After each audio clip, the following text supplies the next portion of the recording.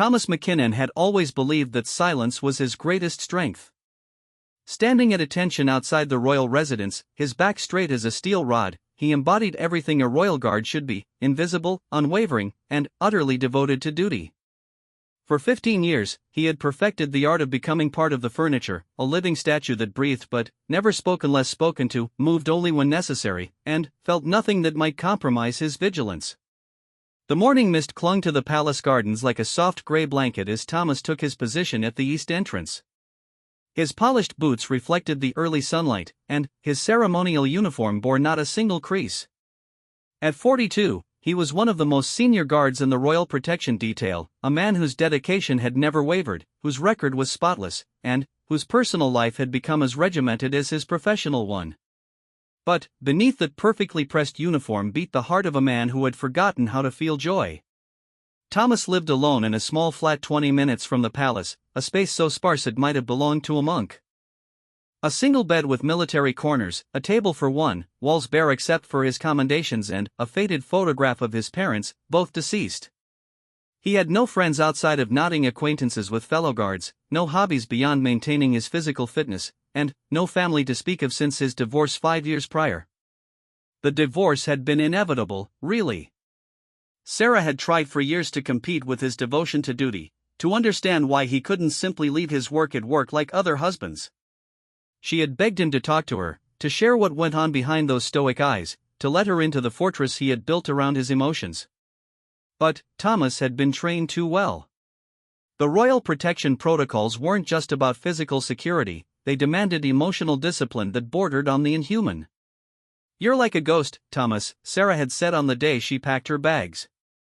"You're here, but you're not really here.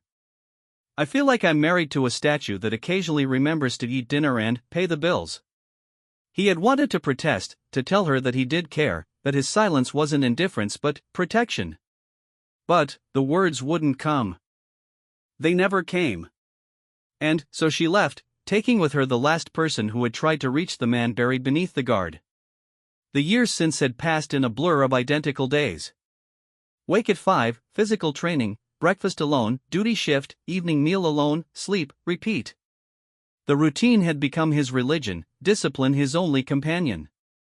He told himself it was enough, that service to the crown gave his life meaning. But, in the quiet moments between breaths, when the palace slept and he stood watch in the darkness, Thomas sometimes wondered if he had traded his humanity for his duty. On this particular morning, as autumn painted the palace grounds in shades of gold and crimson, Thomas noticed the unusual bustle of activity. The younger royals were visiting, and the staff moved with the particular energy that accompanied Princess Charlotte's presence. At 8 years old, she was known throughout the palace for her bright curiosity and infectious laughter, qualities that seemed to light up even the most formal spaces. Thomas had seen her before, of course.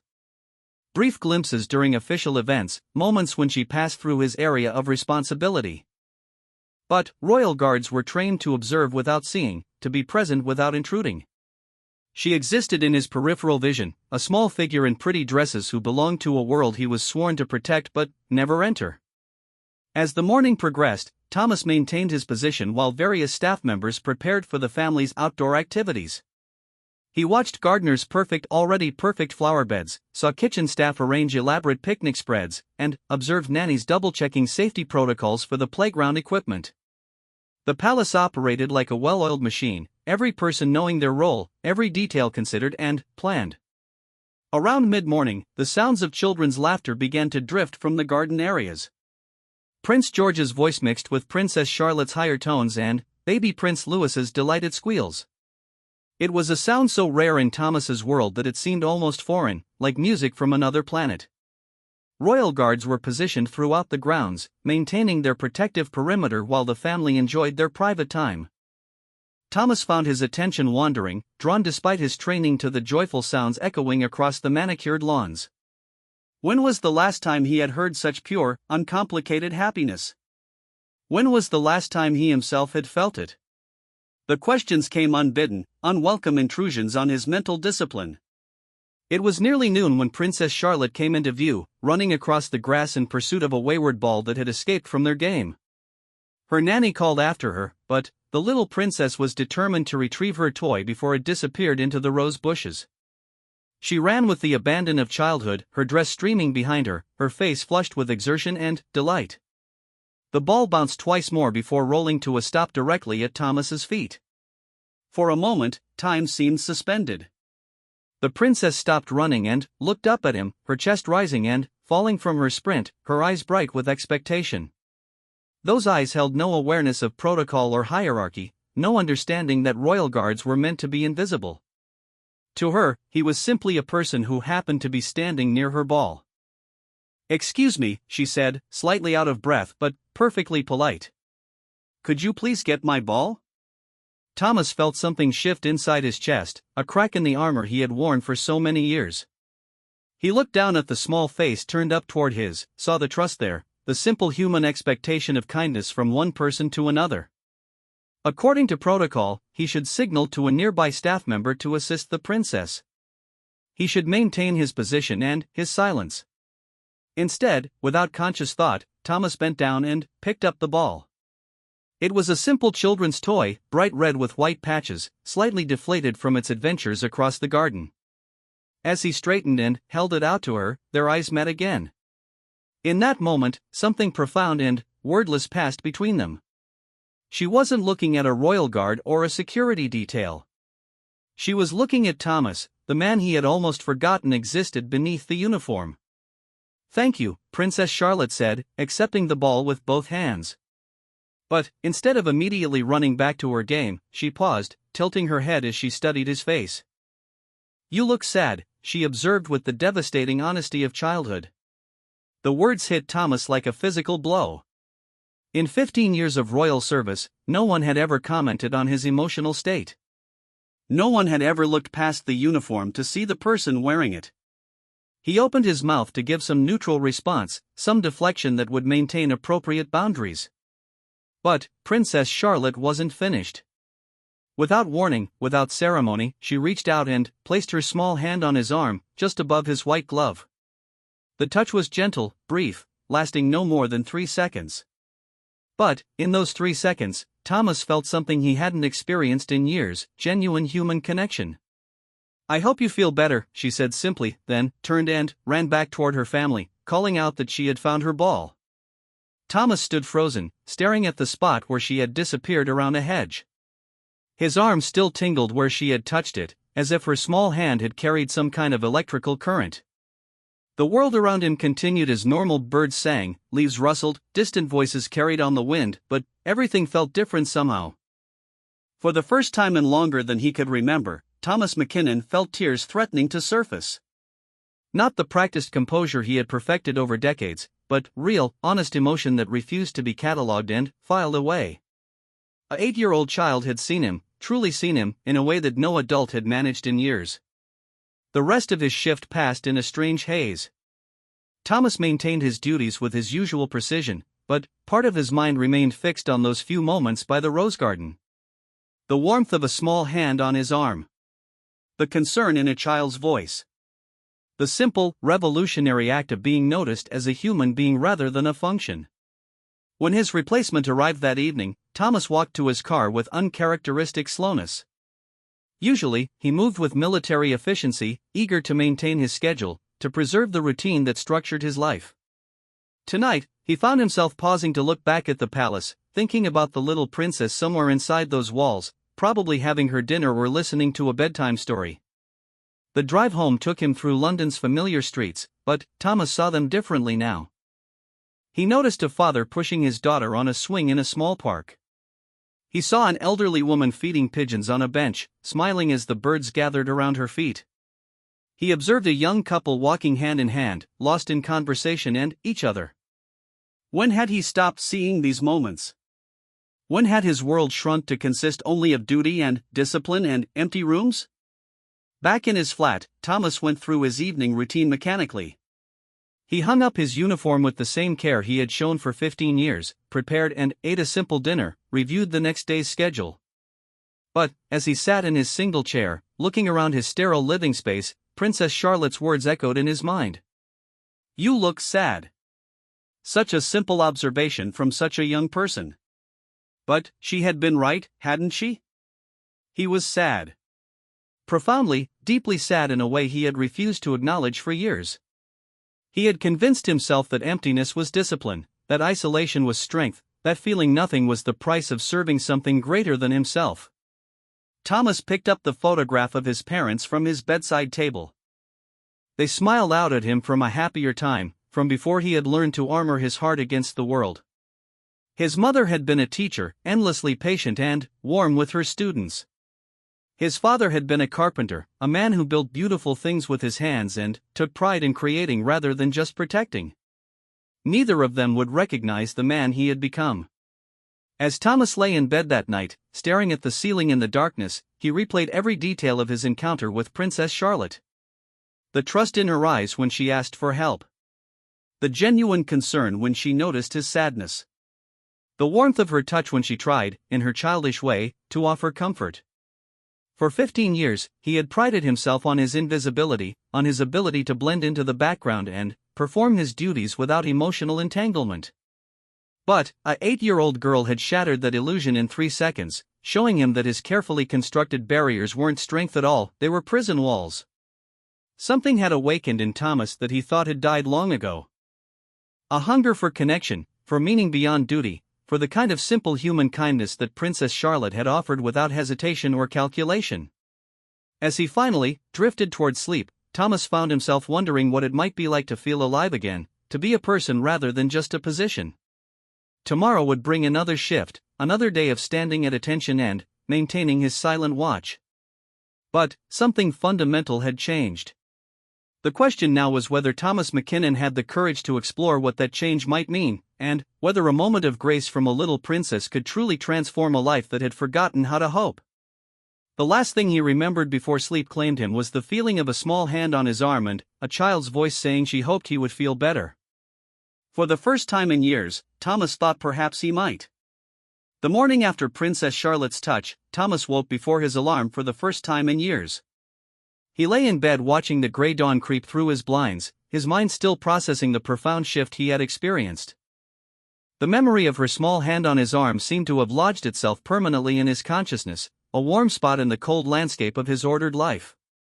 As he went through his morning routine, shower, shave, breakfast of toast and black coffee, Thomas caught himself studying his reflection more carefully than usual. The man staring back at him looked exactly the same as always, graying hair cropped military short, clean-shaven jaw, eyes the color of storm clouds. But something behind those eyes had changed, some spark that had been dormant for so long he had forgotten it existed. Princess Charlotte's observation echoed in his mind, "You look sad." Had his emotional numbness been so obvious that even a child could see it? The thought disturbed him more than he cared to admit. For years, he had prided himself on his professional mask, his ability to present an unreadable facade to the world. Yet an 8-year-old had seen right through it in seconds. The commute to the palace felt different that morning. Thomas found himself actually seeing London rather than simply navigating through it. He noticed the autumn colors in Hyde Park, the way morning light painted the Thames gold, the faces of commuters lost in their own worlds. When was the last time he had really looked at anything beyond security threats and protocol requirements? Arriving at the palace, Thomas checked in with the duty sergeant and received his assignments for the day. He would be stationed at the main entrance during the morning, then rotating to garden patrol for the afternoon shift. Standard duties that he had performed thousands of times before, but today they felt somehow weighted with new meaning. As he took his position, Thomas's fellow guards nodded their usual greetings. James Crawford, a younger man who had joined the detail 3 years ago, paused beside him. "You seem different today, McKinnon," James observed, adjusting his own uniform. "More. I don't know. Present, I guess." The comment caught Thomas off guard. Was the change already that noticeable? "Just another day," he replied automatically, falling back on the neutral responses that had served him for years. But James wasn't easily dismissed. "My wife always says you can tell a lot about a person by their eyes. Yours look less empty today. If you don't mind me saying so." Thomas did mind, actually. He minded that his emotional state had apparently been so transparent to his colleagues, minded that his walls weren't as solid as he had believed. But he also found himself curious about James's observation, about what it meant to look less empty. I hadn't noticed, Thomas said, though they both knew it was a lie. The morning passed slowly, with Thomas hyper-aware of every interaction, every moment of human connection he had previously ignored. He watched the palace staff going about their duties, noting for the first time how they smiled at each other, how they shared small jokes and casual conversations. He had existed among these people for 15 years without ever really seeing them as individuals. Margaret Henley, the head housekeeper, stopped to speak with him as she passed through his checkpoint. In all their years of working in the same building, Thomas realized he had never really listened to her as anything more than a voice relaying security information. "Good morning, Thomas," she said, surprising him with the use of his first name. "Beautiful autumn day, isn't it?" "The gardens are particularly lovely this time of year." Usually, Thomas would have responded with a polite but minimal acknowledgement. Today, he found himself actually considering her words, looking toward the garden she mentioned, seeing the riot of colors that painted the landscape. "Yes," he said, and, for once he meant it. "They are beautiful." Margaret's eyebrows rose slightly at his engaged tone. "You know, I've been working here for 23 years, and I still find something new to appreciate every day. Amazing how much beauty surrounds us if we just remember to notice it." After she left, Thomas stood pondering her words. Amazing how much beauty surrounds us if we just remember to notice it. When had he stopped noticing? When had his world become so narrow that he could work in one of the most magnificent buildings in Britain and see it only as a series of security zones and potential threats? Around 11 o'clock, the sounds he had been unconsciously listening for began to drift from the garden areas. Children's laughter, adult voices calling gentle instructions, the rustle of autumn leaves being kicked and gathered. The royal family was outside again, enjoying another beautiful morning. Thomas felt his pulse quicken slightly, though he tried to dismiss the reaction as unprofessional. There was no reason for him to be affected by the presence of the royal children. His job was to maintain security, not to form emotional attachments to the people he protected.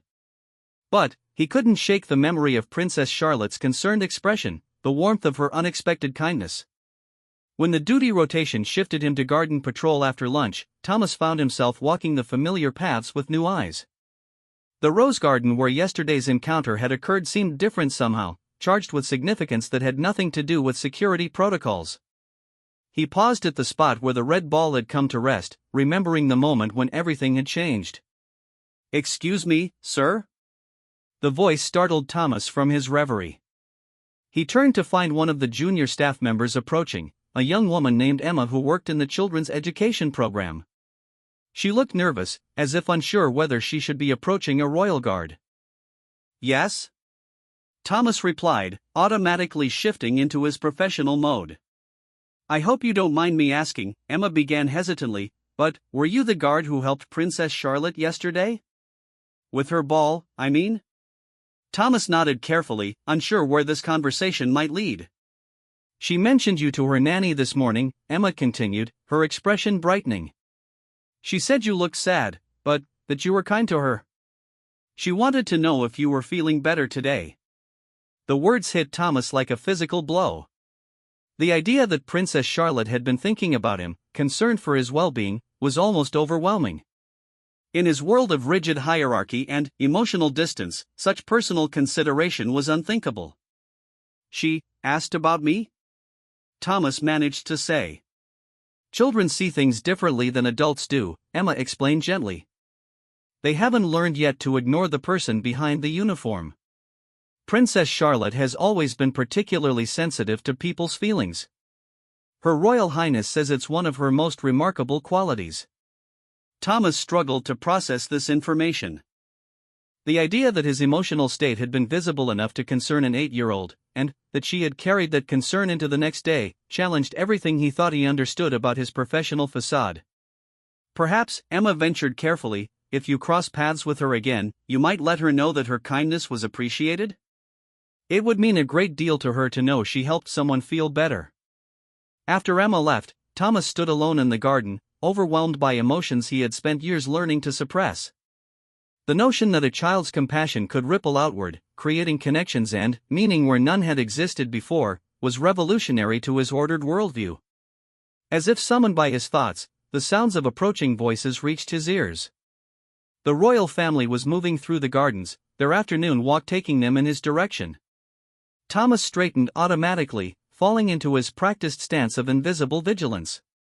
But, when Princess Charlotte came into view, walking between her nanny and a security detail, Thomas felt his carefully maintained composure waver. She was wearing a blue coat that brought out the color of her eyes, her hair catching the afternoon sunlight as she chattered animatedly about something she had seen. As the group drew nearer, Princess Charlotte's gaze swept the area and landed on Thomas. For a moment, their eyes met across the garden path. Thomas saw recognition spark in her expression, followed immediately by the bright smile that had charmed the nation. Without breaking stride, Princess Charlotte raised her small hand in a subtle wave, a gesture of recognition and greeting that acknowledged their previous encounter. Thomas felt his chest tighten with unexpected emotion. The simple act of being remembered, of being seen as a person worthy of acknowledgement, was profoundly moving. Almost without conscious thought, Thomas inclined his head slightly in return, the barest suggestion of a nod that maintained protocol while acknowledging her gesture. Princess Charlotte's smile widened, and she said something to her nanny that Thomas couldn't hear from his distance.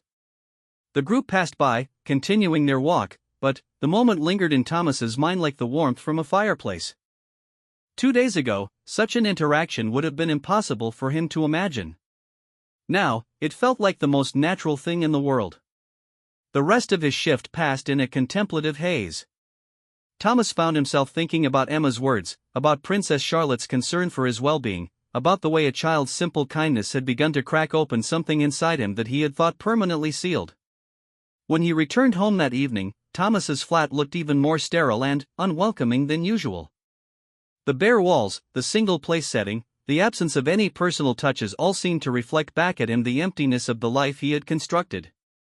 He thought about Margaret Henley's words about noticing beauty, about Emma's observation that children see people behind uniforms, about the way Princess Charlotte had looked at him with genuine human concern. For the first time in years, Thomas considered calling someone.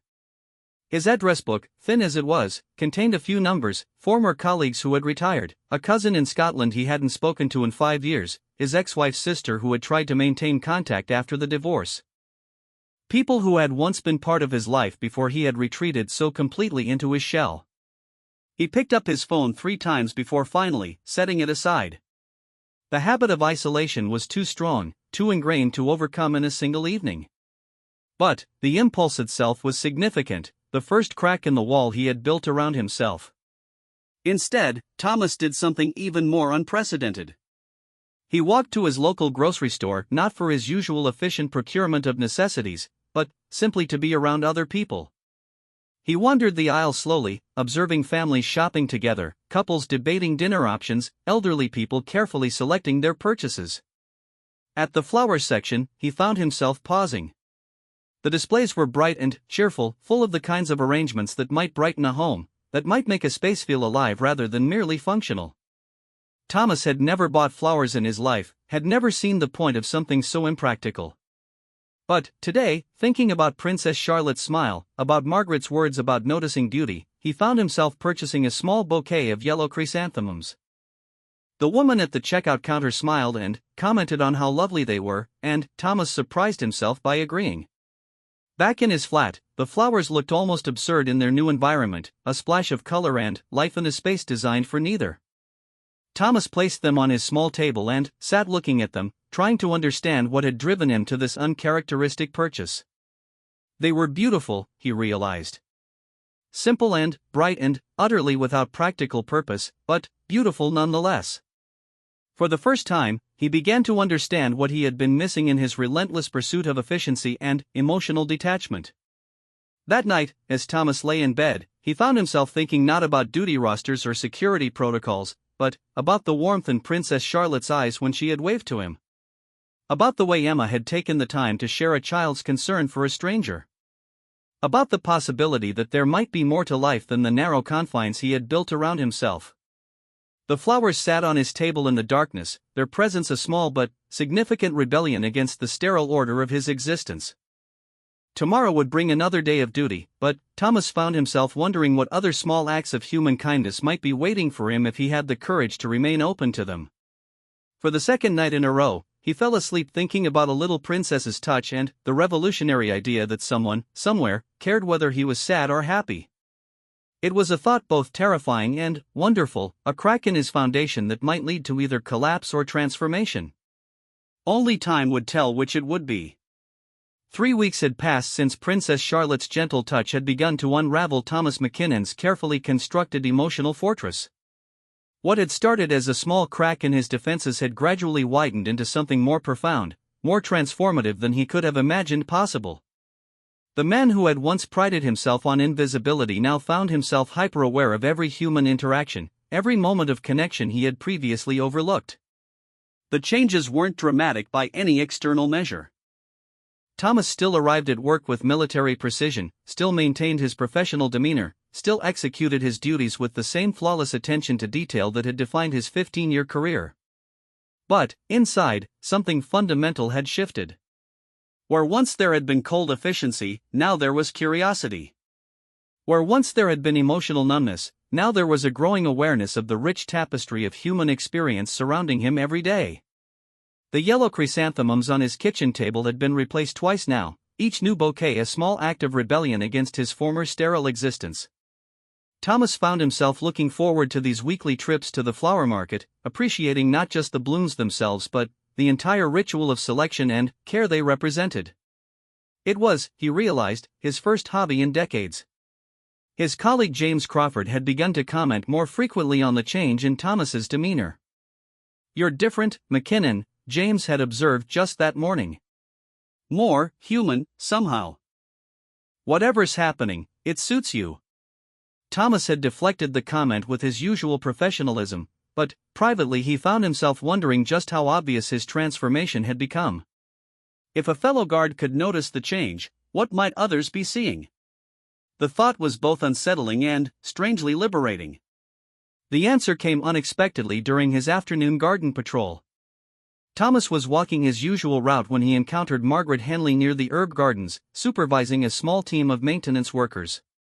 She looked up as he approached, and her face broke into the kind of warm smile that had once made him uncomfortable but now felt welcoming.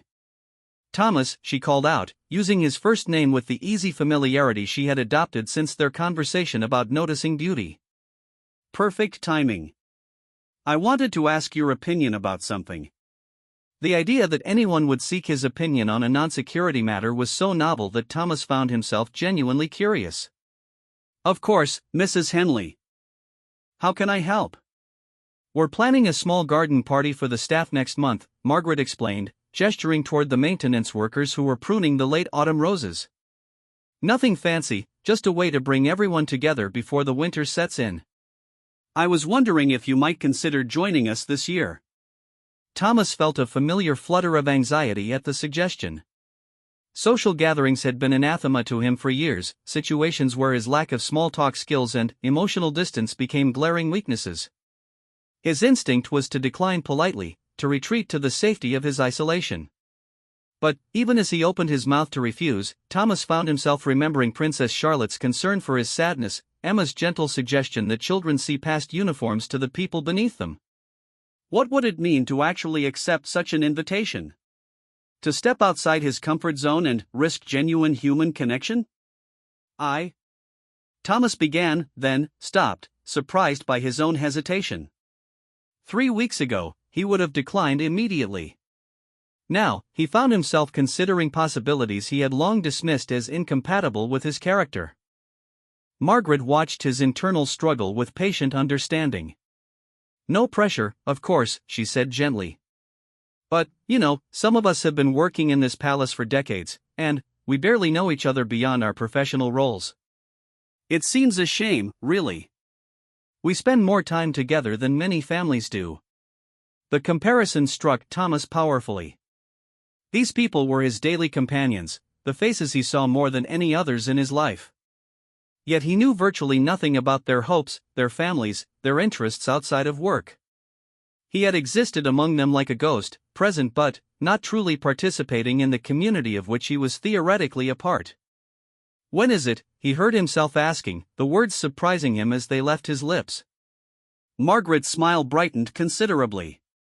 The second Saturday of November, just after lunch. Nothing elaborate, some food, perhaps some music, a chance for people to relax and actually talk to each other as human beings rather than job titles. Thomas nodded slowly, still not quite believing what he was considering. I think I'd like that. To join you, I mean. The delight on Margaret's face was immediate and genuine. Wonderful. Oh, Thomas, I'm so pleased. I think you'll find that the people you work with every day are quite remarkable once you get to know them properly. As Margaret returned to her supervision of the garden work, Thomas continued his patrol with a strange mixture of anticipation and terror coursing through his system. He had just committed himself to a social gathering, something he hadn't voluntarily attended in years. The prospect was both thrilling and terrifying. His contemplation was interrupted by the approach of familiar voices. The royal family was making their afternoon tour of the gardens, and Thomas could hear Princess Charlotte's bright chatter long before the group came into view. Over the past few weeks, he had found himself unconsciously timing his rounds to coincide with these family walks, drawn by the sound of genuine joy that seemed to radiate from the little princess. As they drew nearer, Thomas prepared for another of their subtle exchanges of acknowledgement. These had become a regular occurrence. Princess Charlotte would offer a small wave or smile, Thomas would respond with a slight nod, and both would continue on their respective paths. It was a tiny ritual that had come to represent something much larger to Thomas, the possibility of being seen and valued as an individual. But, today, something different happened. Princess Charlotte, walking slightly ahead of her nanny and security detail, suddenly stopped when she spotted Thomas near the rose garden. Instead of their usual distant greeting, she turned to her nanny and said something that Thomas couldn't hear from his position. The nanny looked toward Thomas, nodded, and then began walking in his direction with Princess Charlotte at her side. Thomas felt his pulse quicken as they approached. Direct interaction with members of the royal family outside of security protocols was highly unusual, and he wasn't sure what was expected of him in this situation. "Good afternoon," the nanny said warmly as they reached him. "Princess Charlotte has a request, if you don't mind." Thomas looked down at the 8-year-old who had become the catalyst for his recent transformation. Her eyes held the same bright intelligence he remembered, but today there was also a hint of nervous determination, as if she had been planning this encounter. "Hello," Princess Charlotte said, her voice clear despite the formality of the moment. "I wanted to thank you properly for helping me with my ball that day." And she paused, glancing at her nanny for encouragement before continuing. "I wanted to give you something." From behind her back, Princess Charlotte produced a small drawing, clearly her own work. It showed a simplified but recognizable version of the palace gardens, with two figures standing near what appeared to be rose bushes. One figure was tall and wore what looked like a guard's uniform, while the other was small and wore a dress. Both figures were smiling. "I drew this for you," she explained, holding out the picture with shy pride. "Because you looked sad that day, but I think you're nicer now. Happy looks better on you." Thomas accepted the drawing with hands that trembled slightly. The paper was warm from her small fingers, and he could see where she had carefully colored each element, even adding tiny details like buttons on his uniform and flowers in the background. It was, without question, the most precious gift he had ever received. "This is..." Thomas began, then found himself struggling to find adequate words. How could he explain to an 8-year-old that her simple kindness had fundamentally altered the trajectory of his life? How could he tell her that her drawing represented not just their moment in the garden, but his first glimpse of what it might mean to be truly alive again? "This is beautiful," he finally managed, his voice rougher than usual. "Thank you, Your Royal Highness. It means more than you could know." Princess Charlotte beamed at his response. "Nanny Mary says that when someone is kind to you, you should try to be kind back." "I thought maybe if you had a picture of us being friends, it might help you remember to smile more." The simplicity of her logic, the pure intention behind her gesture, nearly undid Thomas completely. This child, born into unimaginable privilege and protocol, had taken the time to create something personal and meaningful for him. She had seen past his uniform, past his professional facade, to the lonely man beneath, and had offered the most precious gift she had to give, her friendship. "I will treasure this always," Thomas said, meaning every word. "And I will remember to smile more. I promise." Princess Charlotte nodded solemnly, as if sealing a pact between them. Then, her expression brightened again. "Good. Because smiling is important. Papa says it makes everyone's day better, even your own." As the nanny gently guided Princess Charlotte back to rejoin the rest of their party, Thomas stood holding the drawing, overwhelmed by the magnitude of what had just occurred. A member of the royal family had sought him out personally, had taken time from her day to ensure he felt valued and appreciated. It was an act of grace that transcended all boundaries of rank and protocol. Looking down at the drawing, Thomas studied the details she had included. The careful way she had drawn his uniform, the flowers scattered throughout the garden scene, the fact that both figures in her picture were smiling. Most remarkably, she had drawn them standing close together, not as guard and protected person, but as friends. For the rest of his shift, Thomas carried the drawing carefully tucked inside his uniform jacket, close to his heart. Every few minutes, he found himself touching the spot where it rested, reassuring himself that the encounter had actually happened, that this tangible proof of human connection wasn't just a dream. When his shift ended, Thomas drove home in a state of profound contemplation. The drawing lay on his passenger seat where he could glance at it during stops, and each time he did, he felt the same wave of emotion that had nearly overwhelmed him in the garden. In his flat, Thomas cleared a space on his table beside the current bouquet of flowers and propped up Princess Charlotte's drawing where he could see it clearly. The bright colors seemed to transform the entire room, adding warmth and personality to a space that had been devoid of both for years. As he prepared his evening meal, Thomas found himself thinking about the staff garden party Margaret had invited him to attend. The prospect, which had seemed daunting just hours earlier, now felt like a natural next step. If an 8-year-old princess could reach across the barriers of protocol and rank to offer friendship, surely he could find the courage to accept the camaraderie of his colleagues. That evening, Thomas did something unprecedented. He called his cousin Robert in Scotland, a man he hadn't spoken to since their last awkward exchange 5 years earlier. The conversation was stilted at first, filled with the kind of careful small talk that passes between people who have allowed too much distance to grow between them. But, gradually, tentatively, they began to reconnect. "I've been thinking lately about family," Thomas found himself saying as the call neared its end. "About how easy it is to lose touch with the people who matter." "Aye," Robert replied, his Scottish accent warm with understanding. "Life has a way of pulling us in different directions, doesn't it? But it's never too late to reach back toward each other." After hanging up, Thomas sat in his newly brightened room, looking at Princess Charlotte's drawing and thinking about the day's revelations. The little girl had described them as friends in her picture, had taken time from her privileged life to ensure he felt valued and seen. Her gesture had given him the courage to accept Margaret's invitation, to call his cousin, to take small but significant steps toward rejoining the human community he had abandoned. The transformation that had begun with a gentle touch was accelerating, each small act of connection building upon the last. Thomas was beginning to understand that the walls he had built around his heart hadn't protected him, they had imprisoned him.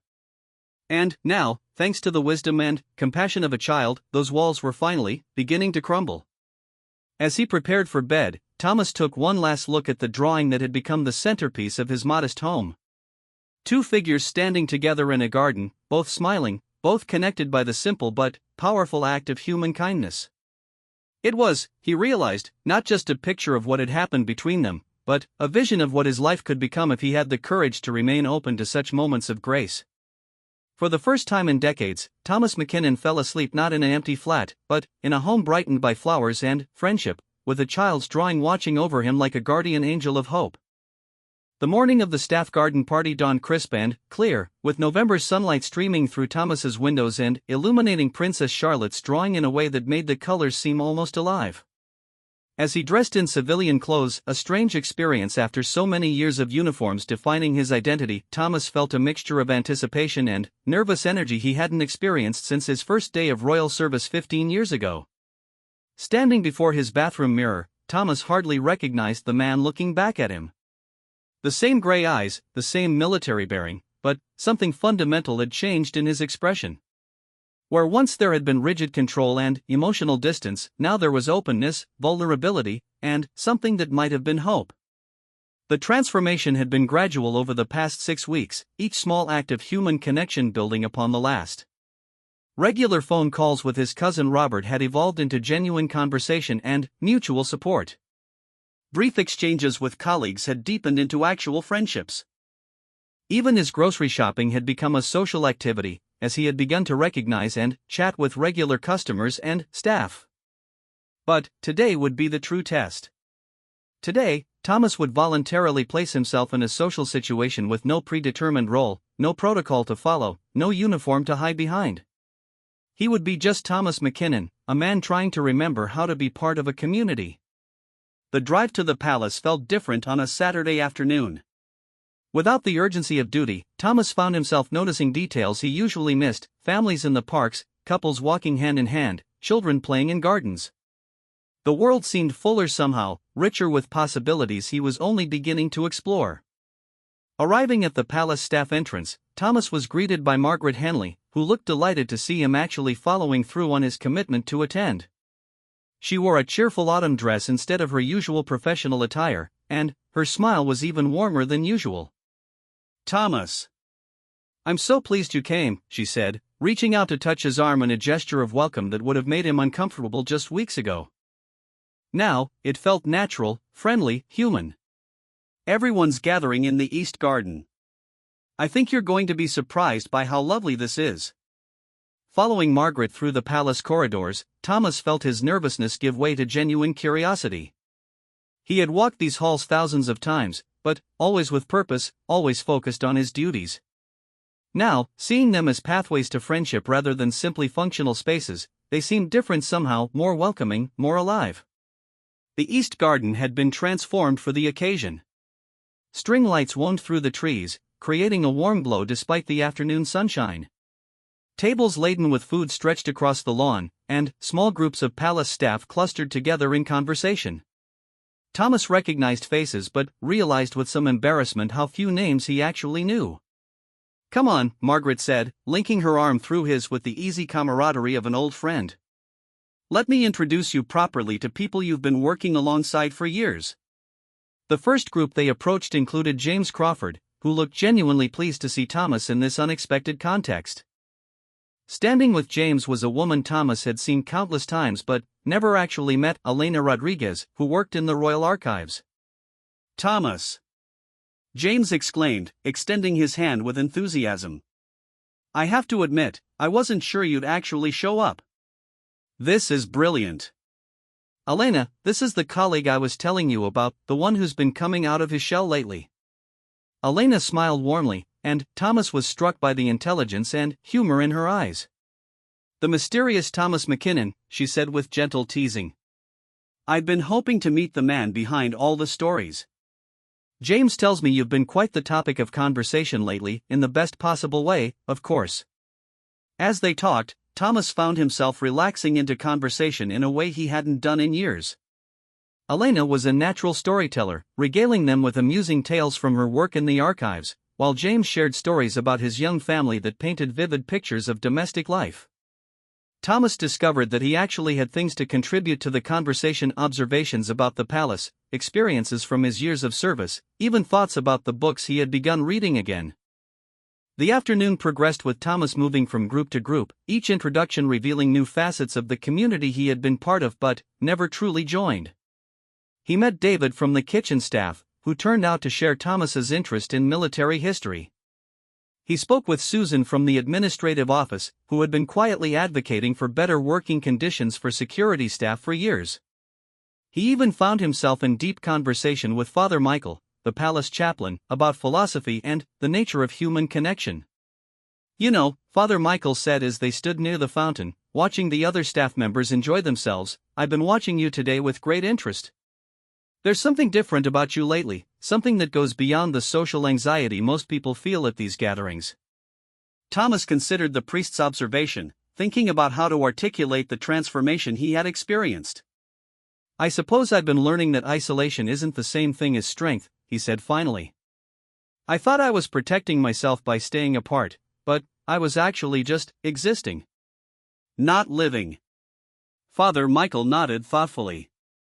And what changed that perspective for you? If you don't mind me asking. For a moment, Thomas considered deflecting the question, falling back into his old patterns of privacy and emotional guardedness.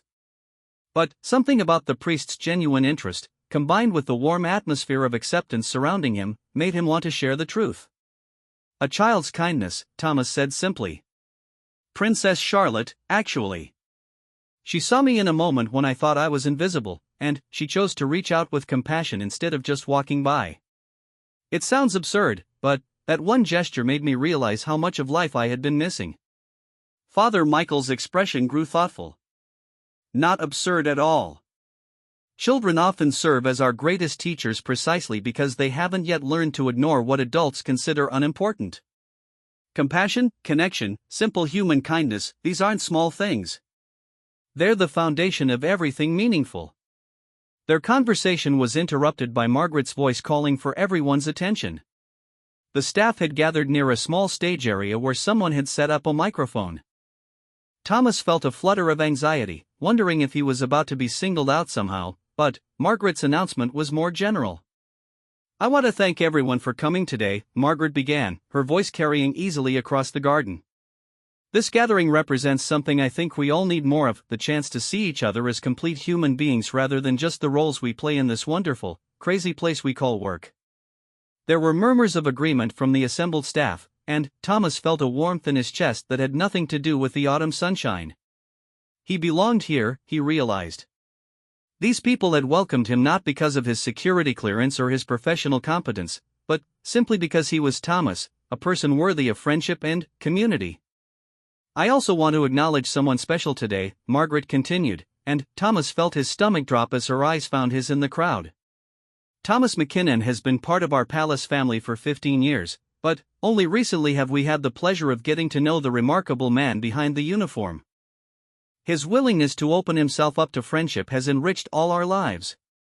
The applause that followed was genuine and sustained, and Thomas felt tears threatening for the second time in as many months. He had expected to remain invisible at this gathering, to participate quietly on the periphery. Instead, he found himself acknowledged and celebrated by people who had chosen to see his transformation as worthy of recognition. As the formal part of the gathering concluded and people returned to their conversations, Thomas found himself approached by Emma, the young woman from the children's education program who had first told him about Princess Charlotte's concern for his well-being.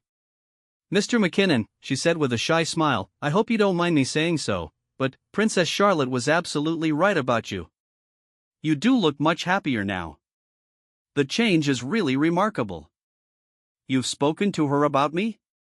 Thomas asked, curious about what the little princess might have said. "Just last week, actually," Emma replied. "She asked if I had seen the guard who looked sad, and when I told her yes, she said she hoped her drawing had helped. She's quite proud of that drawing, you know. She told everyone in her art class about making a friend in the gardens." The idea that Princess Charlotte had spoken about him to others, had claimed him as a friend to her classmates, filled Thomas with an emotion he couldn't quite name. Pride, gratitude, affection, all mixed together into something profound and transformative. "She did help," Thomas said simply. "More than she could possibly know." As the afternoon sun began to angle lower through the trees, Thomas found himself standing alone for a moment, taking in the scene around him. Laughter echoed from various groups, the string lights were beginning to glow more prominently as evening approached, and the smell of autumn flowers mixed with the aroma of shared food. It was, he realized, exactly the kind of moment that Princess Charlotte would have told him to notice and appreciate.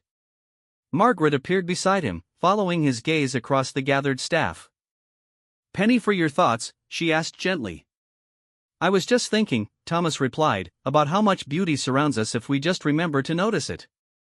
"Someone wise told me that once." Margaret laughed, recognizing her own words. "And, have you been remembering to notice?" Thomas smiled, an expression that came more easily now than it had in years. "Every day. It's become something of a habit, actually. A much better habit than the ones I used to have." As the party began to wind down and people started making their farewells, Thomas realized that something fundamental had shifted in his relationship, not just with his colleagues, but with himself. The man who had arrived at the palace that morning, nervous, uncertain, still partially armored against emotional vulnerability, was not the same man preparing to leave. Walking back to his car, Thomas felt a hand on his shoulder and turned to find James Crawford matching his pace. "I meant what I said earlier," James told him seriously. "You're different, McKinnon." "Better. Whatever journey you've been on these past few weeks, it's been good for you. Good for all of us, actually. Having you as part of the community instead of just part of the security detail, it matters more than you might think." Driving home as dusk settled over London, Thomas reflected on the day's revelations. He had not only survived his first social gathering in years, but had actually enjoyed it. More than that, he had felt welcomed, valued, seen for who he was rather than what he did. The community he had thought was forever beyond his reach had been there all along, waiting for him to find the courage to reach back. In his flat, which he was beginning to think of as home rather than simply shelter, Thomas carefully moved Princess Charlotte's drawing to a new position where it could catch the light from his desk lamp. The flowers on his table had been joined by a small potted plant that Elena had given him as a housewarming gift, and he had hung up a photograph from today's gathering that Margaret had insisted on taking. The transformation of his living space mirrored the transformation of his inner life. Where once there had been sterile efficiency, now there was warmth, personality, evidence of human connection and ongoing relationships. The silence was no longer empty, it was peaceful, filled with the promise of tomorrow's conversations and next week's plans. As Thomas prepared for bed, he thought about Princess Charlotte, asleep somewhere in the palace, probably unaware that her simple act of kindness had rippled outward into this day of friendship and belonging. Her gentle touch had been the catalyst, but the courage to continue growing, to keep reaching toward connection, had come from within him. Tomorrow would bring another work week, but Thomas would return to his duties as a different man. He would still maintain his professional standards, still execute his responsibilities with precision and dedication. But he would no longer be invisible, no longer be just a function in uniform. He would be Thomas McKinnon, Royal Guard, friend, community member, a man who had learned to smile again thanks to the wisdom of a child. Looking one last time at the drawing that had started it all, Thomas whispered a quiet thank you to the little princess who had seen past his sadness to the person he was capable of becoming. Then, he turned off the light and settled into sleep, surrounded for the first time in years by the warmth of genuine human connection and the knowledge that tomorrow would bring new opportunities for friendship, growth, and joy. The guard who had once believed that silence was his greatest strength had discovered something far more powerful, the courage to let himself be seen, to accept love, and to believe that every person, even a lonely man in uniform, deserves the simple but revolutionary gift of human kindness.